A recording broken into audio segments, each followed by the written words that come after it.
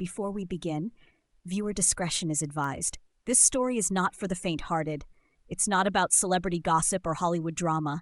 It's about silence, power, and a truth that's been hidden in plain sight. What happens when one of the most recognizable faces in the world decides he's had enough of staying quiet? The courtroom was packed. Day 17 of the federal trial against music mogul Sean Diddy Combs had already delivered bombshell after bombshell.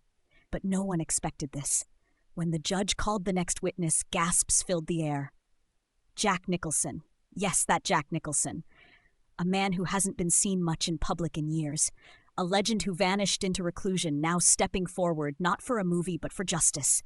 He walked slowly, the weight of decades visible in every step. His face, once the symbol of mischief and madness, was grave. When he sat down, the room went silent. And then he spoke. "I knew Sean back when people still called him Puffy," Jack began.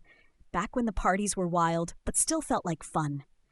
He described a time when Hollywood's elite flowed freely through Diddy's mansions, oceanside retreats, midnight laughter, power without restraint. But then something changed. The parties became more than just parties. They became something else entirely. Jack talked about what he called the trust baths, private gatherings hosted by Diddy in a massive marble bath at his Beverly Hills estate.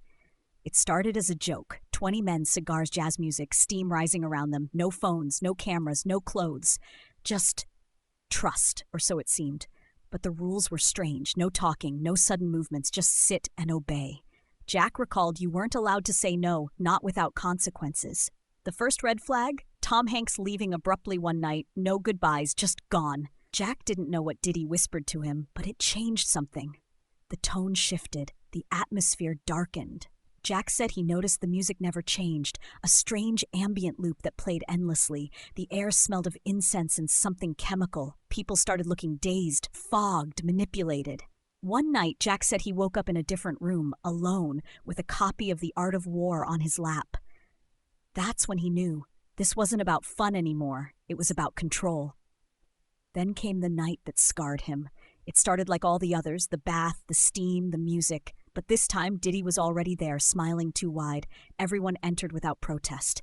The room was quiet, suffocatingly so. Then, murmuring. Not music, chanting, low, rhythmic. Jack looked across the tub and saw Diddy staring straight at him. That's when it happened. According to Jack, the men in the bath began acting, not romantically, not affectionately, like puppets, like it was rehearsed. Jack stood up, ready to leave, and that's when Diddy rose too, water dripping off him, eyes locked, and he said something that froze Jack in place. "The first time you ever talk about this, old man, you'll regret it."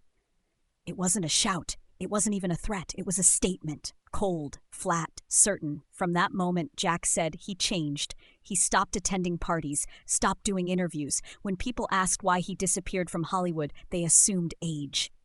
But Jack says it was fear, and the fear wasn't irrational. Jack described gifts being sent to his home, Rolexes, scotch, all unopened. Old acquaintances calling suddenly, probing for information. A man standing outside his gate at 3 a.m., just staring and walking away. Then came the grabs. At Chateau Marmont in 2010, Jack says Diddy found him in a hallway, whispered in his ear, "You still remember, don't you?" Then squeezed his neck. Not hard, just enough. In 2013 at an Oscars after-party, Jack says Diddy pulled him aside and said, "You're not trying to get famous off my name, right?" Jack says he laughed it off, but inside he was terrified. That's when he started documenting everything. He called it the Red File. Every strange encounter, every time he felt watched, every note, every whisper, every threat. He brought it to court. Pages upon pages, journal entries, dated, signed. He wanted it on record. If anything happened to him, this was why. But that wasn't all.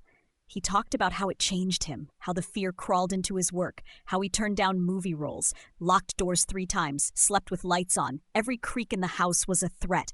Every shadow could be Diddy.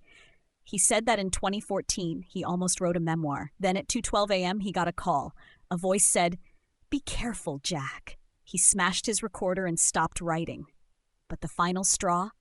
A charity event in 2016. A young actor came up to him excited about being invited to one of Diddy's private parties. He said it with pride, with awe. Jack said he froze. That night, he cried. Not for himself, but for the kid. That's when he knew he had to act. He described what he called the Circle, a group under Diddy's influence. Celebrities, executives, producers, all attending the same parties, all keeping the same secrets. He revealed a chilling voicemail from 2020. The bathhouse never closed. He almost burned the red file, but then the raids, the arrests, the headlines, the floodgates opened. He stood before the court, looked at Diddy, and said, "Not anymore." He didn't testify for revenge. He testified for truth, for peace, for everyone still stuck in the nightmare, for the ones who didn't make it out. He described one final encounter, an actor who left Hollywood after attending a Malibu party in 2008. Jack asked him what happened. The actor said, "I saw things I can't unsee. The memory is the cage." Then Jack dropped one last bombshell. In 2017, he hired a private investigator to follow Diddy. What they found? Meetings at unregistered locations, guests arriving in blacked-out SUVs, security footage of hot tub parties.